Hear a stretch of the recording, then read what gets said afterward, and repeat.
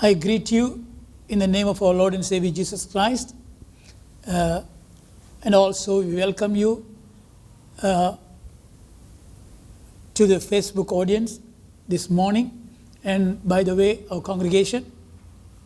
And we are going to continue our series today, part 3. I believe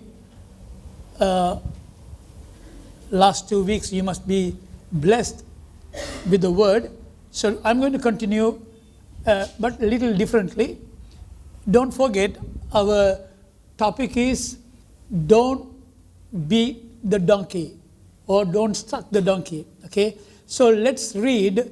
I want to read it from Philippians chapter 2, verses 3 to 5.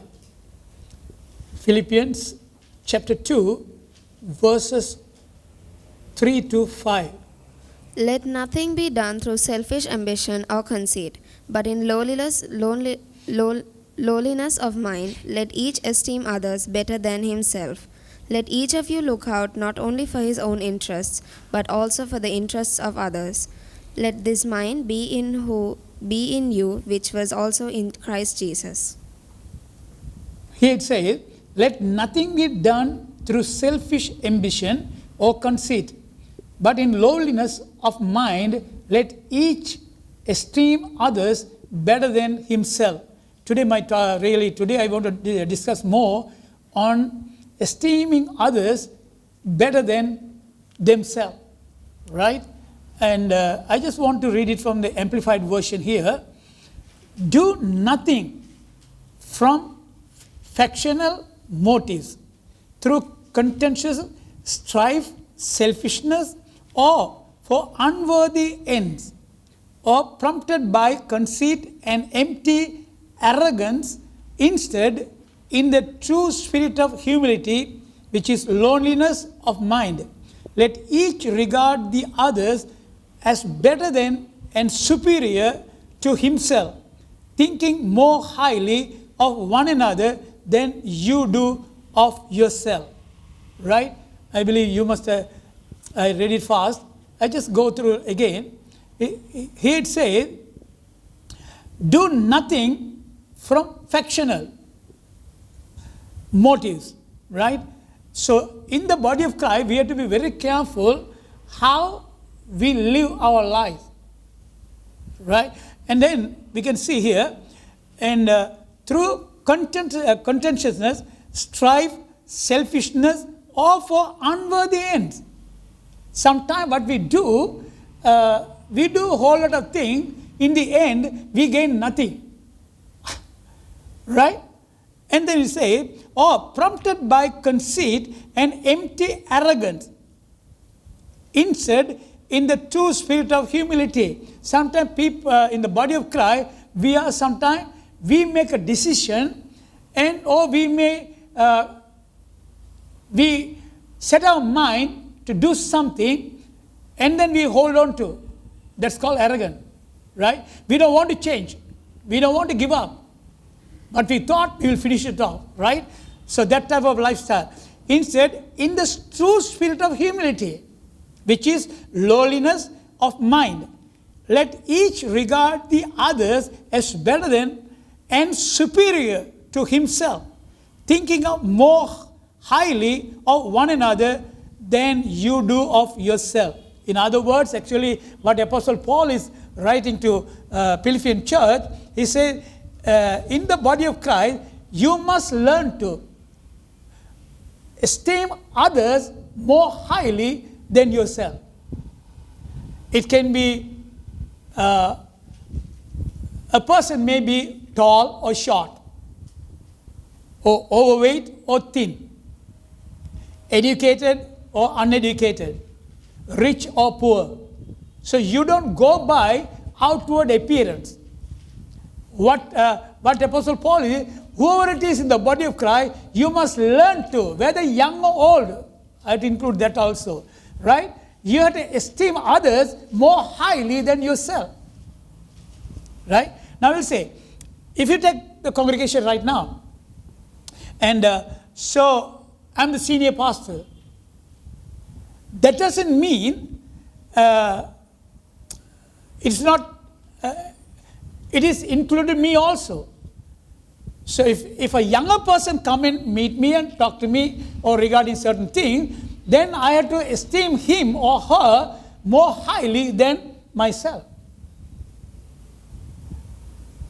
Right? That is the mind of Christ. That is the mind of Christ. Oh, who is this young person? Who are you to tell me? That is not the way, right? Here it says, Apostle Paul says, I'll read it again, let nothing be done through selfish ambition. Sometimes we are so selfish, we hold on to some of the things which we don't want to give up, whether it's right or wrong. And then he says, or conceit. But in lowliness of mind, let each esteem others better than himself. Let each of you look out not only for his own interest. In other words, sometimes we want to, that is really selfish, what Apostle Paul is talking about. We want to put ourselves high, in a high position. Or maybe we want to be in the front, or we want to get everything. All the attention should be to me. In a different way, you can handle it. But it says, it is not just your own interest, but also for the interest of others. Even I will be dealing a little later on how you will work out. Right? Whenever you do something, think about others also. Others' interest, right? Let this mind be in you, which was also in Christ Jesus. Let this mind be in you. What kind of mind? Right? Always think about others, not of yourself. If you take the life of Jesus, right? He spent quite a lot of time with the Father in prayer. Daytime, he was involved in the ministry. Sometimes, whole night, he used to go and pray alone. Right? And then again, recently I was listening to one of the message from a pastor from India, and he was sharing a testimony about Sadhu Sundar Singh, which well-known person, God used him mightily. Sadhu Sundar Singh, one day he went with another brother in Christ to do some God's work somewhere. So it's a lonely place, it's a little remote area, and so because Sadhu Sundar Singh was a big preacher, well-known preacher, so they gave him a room for him to sleep alone. And the brother who went with him, they gave him outside in the sense, inside the house, like, veranda or living room, where it's open space. Brother, we don't have any other room to give you, so you can sleep here the whole night. So this way, the brother who went with Sadhu Sundar Singh,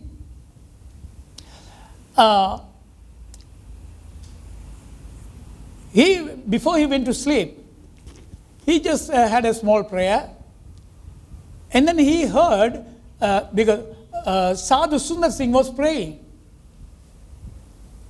right? While then he thought, I'm going to wait how long he's going to pray. Because whole day, both of them walking and doing the ministry here and there, both were really tired, right? And then Sadhu Sundar Singh never stopped his prayer. 1 o'clock, 2 o'clock, 3 o'clock, no sleep. Right? And then, in the meantime, before they went to bed, the house owner, he said, Brother Sadhu will be taking care of himself.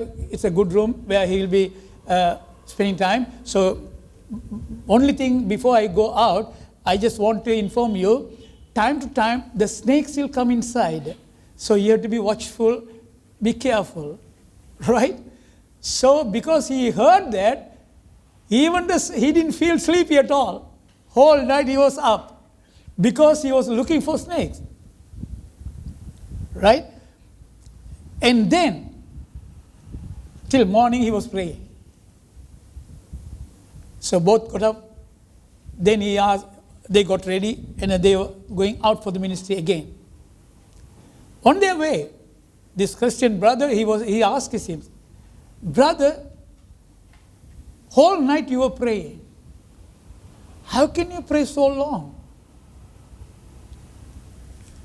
Then this brother, Sadhu Sundar Singh, he said to him, "You know, just like you, I'm also very, very tired. The first half an hour, it's very difficult to pray. Once when you spend that half an hour quality time with God, God will reach His hand to your hand. If you catch His hand, then till morning you won't feel a thing. You can pray. Secondly, I am not living for myself. I am living for the others. I am spending so much time sacrificing because others must live." I thought, what a sacrifice. What a sacrifice. You see, what I'm trying to say, you know, you can do the ministry, you can give all the excuses, and then come home and take a shower, maybe eat something, and then go to bed and spend the night, nicely sleep, and then following day you can go. Nobody's going to blame. But it has to come from the heart, the love for the others. So if you esteem others more highly in any area, you can sacrifice that, right? What he says is, look at this. "Let this mind be in you, which was also in Christ Jesus." Jesus, actually, you have to think, here it says Christ Jesus, not Jesus Christ. Christ Jesus. The reason, wherever you read Jesus Christ, that is talking about the time what Jesus spent in Galilee, or maybe the person who was born in Bethlehem, who lived in Nazareth, and then did the ministry in Galilee. So that's the mind of Jesus Christ. Everything, whatever he does. But when it comes to Christ Jesus, that is talking about the anointing of Jesus Christ. If a Christian, any Christian, we are, I like there's a English chorus, you must be knowing that. "This little light of mine." Can you remember that song? "Let it be shine." We are little light. Jesus Christ is the light of the world. We are the little light. So when you have touch with Jesus Christ, if you have the mind of Christ, the little light will start shining from you. The mind of Christ. If a person is really anointed, he will never do any harm to anybody. If a person spends quality time with the Lord, every person, those who are spending quality time with God, they will have interest about the others' life, right? So it says, who being in the verse 5, "Let this mind be in you, which was also in Christ Jesus." Right?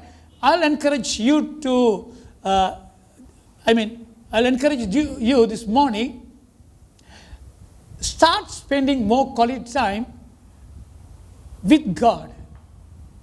Then once when you are anointed, full of the Holy Spirit, you always flow with the love of God. You will never harm anybody.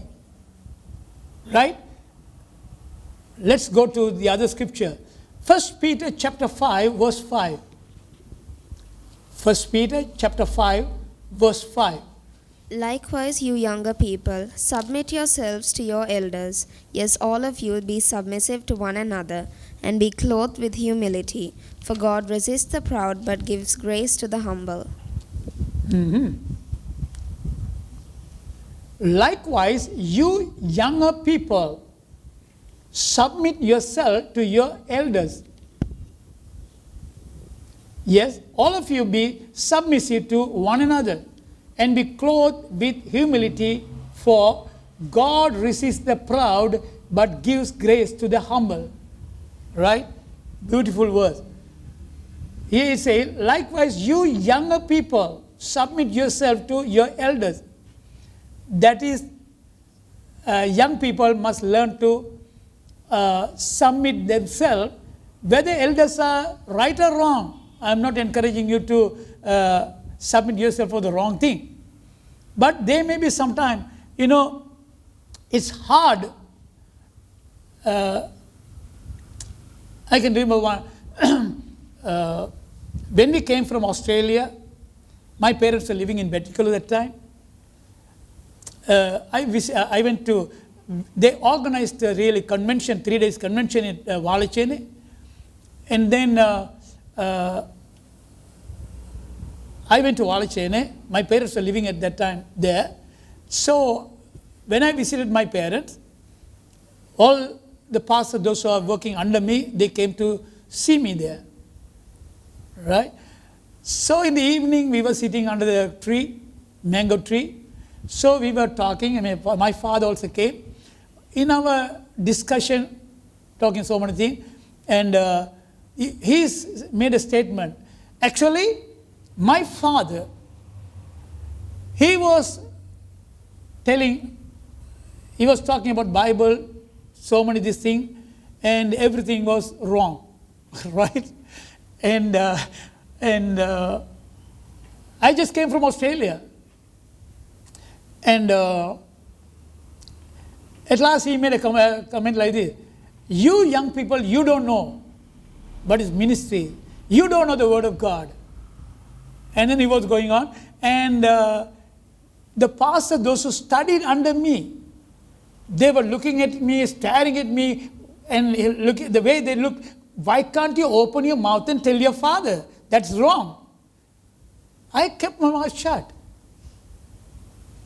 I waited.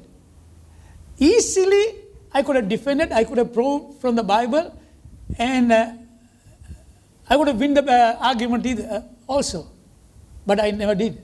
You know why?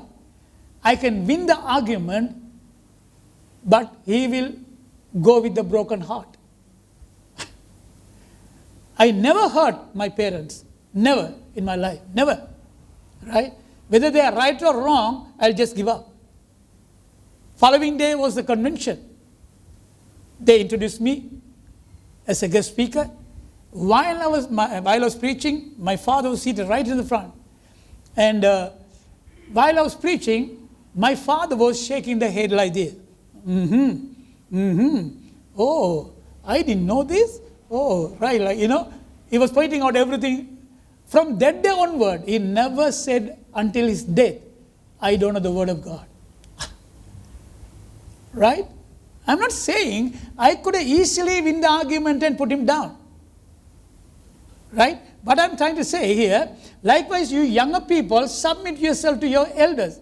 Whether father or mother, even the outsiders, anybody, we must learn to submit. Sometimes older people, they will have golden nuggets if you spend a little time with them.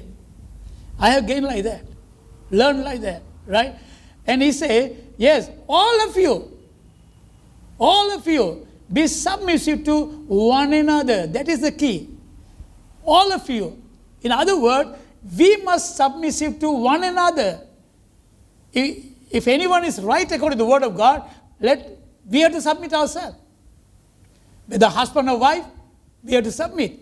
Whether parents or children, we have to submit ourselves. One to another. Why? Because God resists. Submissive one to another, and be clothed with humility. For God resists the proud, but gives grace to the humble. God resists the proud but gives grace to the humble. Right? So, if you are a proud person, you are making God your enemy. Right? If you are clothed with humility, you will get grace. Many people, many Christians, they don't know the power of grace, how it works. Right?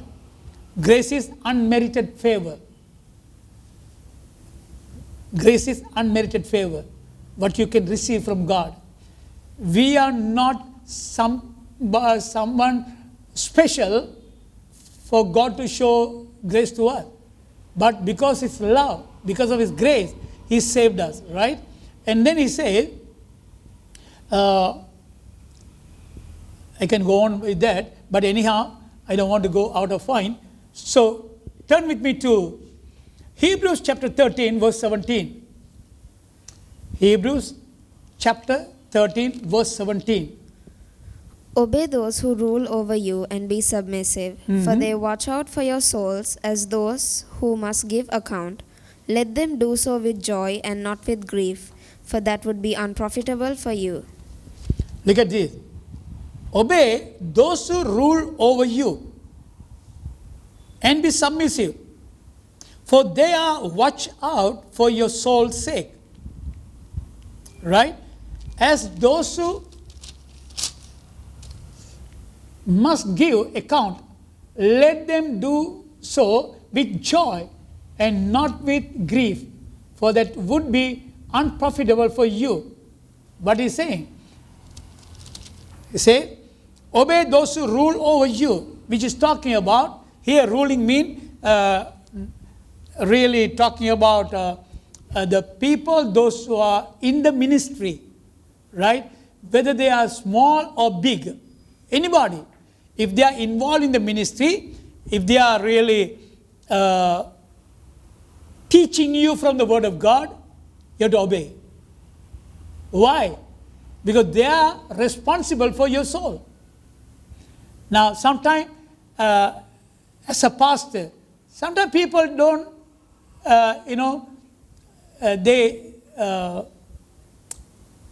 thank God for my church, they never put me down, right? They respect me. But some places, the believers, they don't respect their pastors, right? But the Word of God says, obey those who rule over you and be submissive, for they watch out for your soul. Because, as a pastor, sometimes people might think that we come on Sunday and preach and go. Most of the people, they think pastors are free from Monday to Saturday. Right? They think that way. But we are much more busier than the normal believer. Yeah. We don't have time. Even yesterday, I was telling one of our brother who was really responsible for prayer meeting. Then he arranged a prayer meeting in a couple of places, expecting Shamali and Edna to come and involve. And so, in between I read the message, then I passed the message through WhatsApp. I said, according to my understanding, they have program on Monday evening. They can't come. Right? So they think they are free. Not the way. Then Edna explained to them. Right? Hereafter, if you give time to somebody, before you give time to, or day or time to somebody, please ask us first whether we are free or not. Because we are so much committed in the work of God, so we don't have time sometimes. Right? So, what I'm trying to say here, as a pastor, I am accountable about the sheep, about the congregation, about every single believer, because we are watching out for your soul. It is not, I can't neglect anybody. I don't want anybody to get destroyed by Satan. That's the reason we teach the Word of God in order to protect. Even if they face any challenges, we also go and counsel them, help them, pray with them, pray for them. We involve in different way. We watch out for their life. So therefore, it is the believer's responsibility to respect those who are ruling over you with the Word of God, nothing else. Right? Let's go to Luke chapter 18. Luke chapter 18.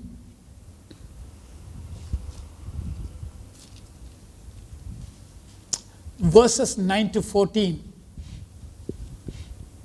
Also he spoke this parable to some who trusted in themselves that they were righteous and despised others. 2 men went up to the temple to pray, one a Pharisee and the other a tax collector. The Pharisee stood and prayed thus with himself, God, I thank you that I am not like other men, extortioners, unjust, adulterers, or even as this tax collector. I fast twice a week, I give tithes of all that I possess. And the tax collector standing afar off would not so much as raise his eyes to heaven, but beat his breast, saying, God, be merciful to me, a sinner. I tell you, this man went down to his house justified rather than the other. For everyone who exalts himself will be humbled, and he who humbles himself will be exalted. See, here Jesus is giving a parable. It says, also he spoke this parable to some who trusted in themselves that they were righteous and despised others. He says, 2 men went up to the temple to pray. One a Pharisee and the other is a tax collector. The Pharisee stood and prayed thus with himself, God, I thank you that I am not like other men. Look at that. That's a wonderful prayer. Right? Many Pharisees, now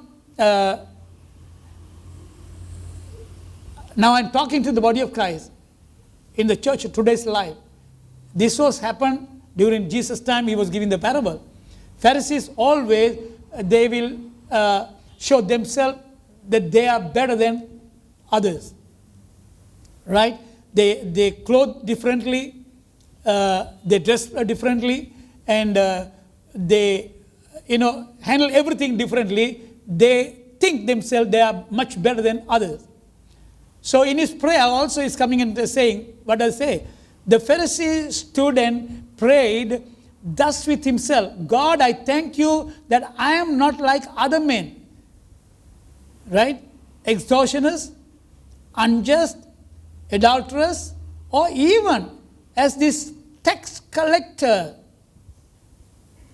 I fast twice a week. I give tithes of all that I possess. And the tax collector standing far off would not so much as raise his eyes to heaven, but beat his breast, saying, God, be merciful to me, a sinner. What he's saying, that the Pharisee, actually, they always think they are much better than. They compare with other people. Lord, I'm not like them. I'm not like. Now today in the body of Christ, in the church also, there are people like that. Right? Always trying to put the other people down, and they put themselves higher, up. That is not the right thing. If you want to esteem others more highly than you, then you put yourself down. Yeah. It's not happening in the body of Christ today, many places. Right? What they do, look at this man, he said, I fast twice a week. First, he was pointing out, I am not like all the other sinners in the world. I am different. I am holy. I am righteous. How does he prove it? He said, and I fast twice a week. Right? and I give my tithes regularly. This type of people are there in the body of Christ today. They think by doing all those outward work, it's low, right? It's good to, I'm not saying good to give tithes and offering. You can't become a righteous person by giving tithes and offering. You give tithes and offering because you are the righteousness of God. Right? Yeah. You come to worship God on Sunday because you are the righteousness of God. You don't come to Sunday worship and say, I went to church, or I go to church every Sunday, I attend every service, so therefore I am righteous. No, it won't work that way. It works the other way around. I am the righteousness of God, therefore I worship God on Sunday. I attend services on Sunday. All the good things, whether taking the prayer meeting, whether preaching, whether witnessing, whether we are winning souls, whatever you do in the kingdom of God, because you are the righteousness of God, therefore you are doing that. By doing that, you never become the righteousness of God. You have to understand that first. Right? That's what the Pharisees are doing. So you can identify easily in the church who are the Pharisees. If they find fault on others, check their life first of all. Right? Always with the judgmental spirit, judging others. Nothing wrong. Right? But you have to be careful whether your judgment is right or wrong. You are accountable to God. Sometimes we assume things, it does not happen really. After all the damage has taken place, then you realize, oh, I was wrong. That's too late. Right? So what we can see is, two people are going to pray. This man is, the Pharisee is praying, he is pointing out all the good points, whatever he was doing. I'm not like the others, I'm different. Right? But the sinner, the tax collector, he admits himself, and I like the way it said, the tax collector standing afar off would not so much as raise his eyes to heaven. In other words, he doesn't want to look at heaven and pray. Right? He was humbling himself. He said, Lord, I am a sinner. I admit myself. Right?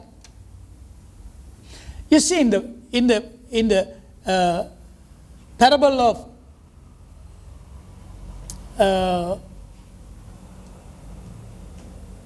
prodigal son, we call prodigal son because the younger one took all the possession of the father, his portion, and went far away and spent all the money with the wrong way. The older son stayed at home, helping the father, and so most of the people, they think older son was good, which is not true. The younger one is a good one, the older one is not good. Do you know that? Why? We know the younger one made a mistake, but he came back to the father and repented and admitted himself and had the fellowship with the father. But the older son, never. He was grumbling and murmuring and arguing with the father. And he said, even the father was saying, everything whatever I possess, it's yours. But still, he doesn't want to admit that. Right? We call younger son a prodigal son. According to my understanding, the older son is the prodigal one, not the younger one. We make mistake. Everyone, if you are born in this world as a human, we are subject to make mistake. We can do wrong. I'm not saying we can. We make mistake in our lives. But as long as you admit living in the mistake is a mistake, right? You can fail once. But if you repent and come back and stay, if you correct yourself, then you are right. There's no one in this world except Jesus Christ, right? Everybody else has made mistake in their life. Right? Nobody can say, I'm perfect. Because the Bible says, all have sinned and come short of the glory of God. Yes, nobody is perfect. Right? So here, let's go to another scripture. Hebrews chapter 12, verse 9. Hebrews chapter 12, verse 9. Furthermore, we have had human fathers who corrected us, and we paid them respect. Shall we not much more readily be in subjection to the Father of spirits and live? Here it says, furthermore, we have had human fathers who corrected us, and we paid them respect. Shall we not much more readily be in subjection to the Father of spirits and live? The writer says, when we are in the family, sometimes when we make mistake, our father, earthly father, they always correct us, right? Correction is good. And but when they correct us, sometimes because of the pain, we scream, we shout, we cry, we do a whole lot of things because of the pain. Right? Caning, sometimes belting, you can say, right? But we respect the parents, always. Always. As I said earlier, in my life, I never hurt by words or action my parents in my whole life. Never. Right? So I always respected them. Always I paid respect. Right? And what he is saying is, how much more we have to pay respect to our Heavenly Father. Right? I like it says, shall we not much more readily be in subjection to the Father of Spirit and live? Father of Spirit. If you go to the book of Genesis, first of all, God says, let us make man according to our likeness and image. Right? But in the Hebrew language, it says, let us make speaking spirit. Speaking spirit. Actually, we are spirit. We have a soul which is intellect, emotion, and willpower. We live in a body. Our body is the house where the spirit lives. The real you is a spirit. So the Father of Spirit, who gives life, right? It says, the Father of Spirit and live. The more you obey, respect, submissive to the Heavenly Father, we can live longer. Right? If you want God to help you to live long life is the key. Right? He will give life. He will really help you to live a long life. The Bible also says He will satisfy you with a long life. It's up to Him. Right? So how are you going to submissive yourself, subject to God, Father of Spirit? Only way, now, you can communicate with Him in many ways. But one other way, God speaks to you through His Word, through His servants. Sometimes prophecy, sometimes, now today, God may be talking to you. So if God has spoken to you today, immediately you must obey. You must be submissive to yourself, to God. Then you can live. What happens is, sometimes we hear in 1 year, and before we leave the building, we forget about everything, whatever God spoke to you. And you can live. Right? If you want to live, it's always good to submit yourself to God. And also the Bible says, okay, if you read it,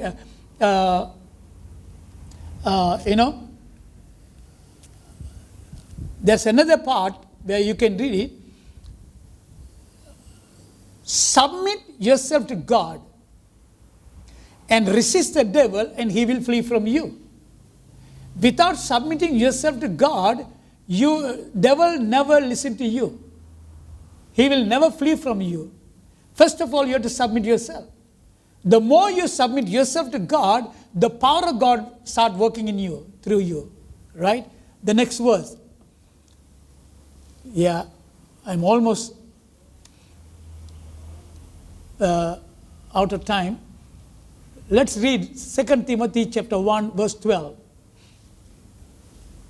For this reason I also suffer these things. Nevertheless, I am not ashamed, for I know whom I have believed, and am persuaded that He is able to keep what I have committed to Him until that day. You see, if you read it from verse 9 onwards, it gives a different, the total account there. Who has saved us and called us with the holy calling. Don't forget, I'm talking about don't beat the donkey. Right? If anyone got the call of God in their life, right?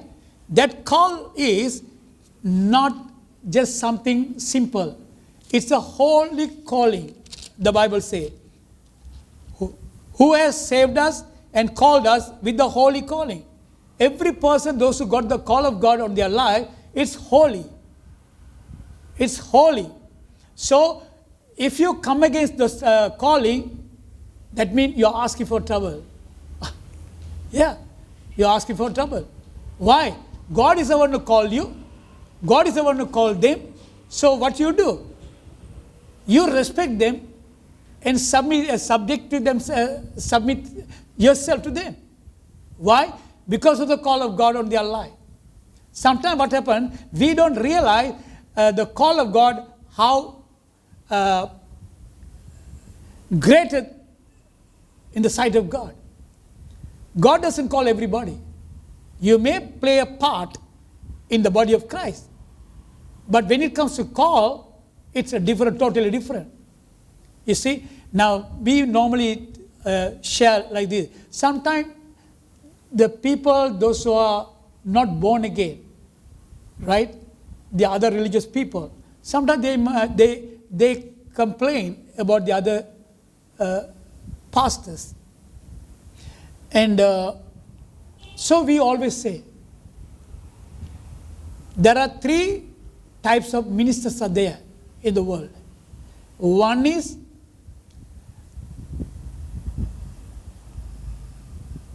some people, they come for the ministry because for the filthy lucre, which is money, right? Or just because they didn't get the job somewhere, they come for the ministry, right? That is, so even though they come and do the ministry, but they are not genuine. They do all sort of jugglery, all mistakes, everything they do. The other second group is those who are called by men. Brother, you are very smart, you are tall, and I think you are good for the ministry. Why don't you involve in the ministry? Right? Because somebody said they come for the ministry and mess up everything. Even sometimes people, even the pastor, just because they build the ministry, they want to give their ministry to their children who doesn't have a call of God. The father built the ministry and the son comes and destroys and goes. Why? Called by men. The third group is genuine call, which is from God. Whether persecution, whether any situation, they will stand on their calling until they win. You see, the genuine call of God, they will stay honest in every area of the ministry. Very few you can find in the world. Very few. Right? I don't want to point out more. I don't want to go in detail. I'm out of time. So what I'm trying to say, if somebody got the call of God in their life, right, we have to be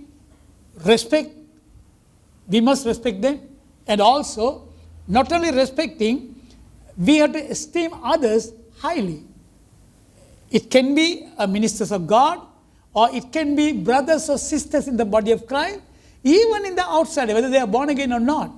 We have to respect them, right? So finally, I just want to share a couple of things. How are you going to esteem others more highly? First of all, right, don't assume that others have exactly the same evil motivation as you have in your life. Sometimes, you see, as I said earlier, we say in English, don't judge others by your standard. Just because you are a thief, don't look at everybody and say, they must be robbing, they are thief. No. Just because you involved in adultery, don't try to think everybody else is just like you. No. Right? So evil motivation sometimes you may have, but others are not having. Therefore, you have to be careful when you judge a person.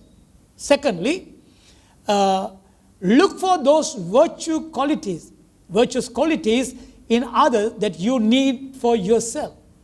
Good for a good point. What are the good qualities in a person? Talk about good about them. Right? Sometimes you may need whatever they have in their life. Then you will understand and how to respect the others. Thirdly, when making a decision, consider others also. If you esteem others, between the husband and wife, or maybe parents or children, even in the church life, if you esteem others more highly, then whenever you make a decision, you consider others also. We have to ask them, how do they feel about my decision, and so on, so right? The fourth area, guard your heart from developing criticism, condemning, accusing, judgmental thoughts about others. Yeah. It has everything which comes, because everything evil things come from the heart. The Bible clearly says. I don't have time to go through scripture, but before, right, these things develop day by day. So you have to guard your heart. Finally, pray for your brothers and sisters in the body of Christ. If you pray for somebody, you never criticize about them. If you pray for somebody, you never have judgmental attitude in your life. Right? If you pray for somebody, you will never condemn anybody. Yeah. Because you prayed for them. And if you pray sincerely, you will expect good result from them. Right? So, finally I want to say, don't beat the donkey. In other words, we can think about that. Before we do all those damages, so we have to think about all these things. So always think, esteeming others more highly than yourself. Right? That way we can protect, we can really live harmoniously, and also in the sight of God, whatever you sow, you will reap. Right? Let's pray. Heavenly Father, we once again come to you, Lord, in Jesus' name. Father, we thank you for today's message of Father. The things, whatever you asked me to speak, I have spoken, Father. Lord, I pray these words will benefit into their life of Father. Even I pray for the Facebook audience, Lord. Even those who are listening to this word, help them to esteem others more highly than themselves, oh Father. And also, Father God, that we are here on earth in order to build your kingdom. Love one another, united together with one spirit, with one mind, with one accord, where we'll be able to build your kingdom of Father. If there's a division, if there's any quarrel, if there's any fight, Father, we know those things will never promote in the kingdom of Father. Lord, those are evil things which comes from the evil one. Therefore, Father God, I pray that your children will be protected, guarded by the Holy Spirit. Even give them strength and courage. And also, Father God, help them to take the right decision in their life of Father, where they will be a blessing to those who come across in their life, O Lord. We give you all the praise and glory and honor to you. In Jesus' name I pray. Amen. Thank you, Lord. And also, I just want to lead you to another prayer.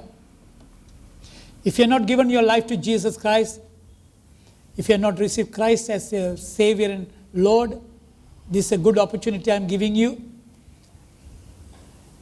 Jesus came to this world in order to die for your sin, and the punishment, whatever you are supposed to take, he took upon himself. So if you give your heart to Jesus today, you will receive the benefit of the cross. And also I want to ask a simple question from you. If you die today, where you will spend your eternity? The Bible says only two places. One is heaven, the other one is hell. It is not God's will anyone to go to hell. There is a reason he prepared the way through Jesus Christ. Jesus Christ is the way. He is the truth. He is alive. He is the one who died for your sake. So if you receive Christ in your heart today, you don't need to go to hell.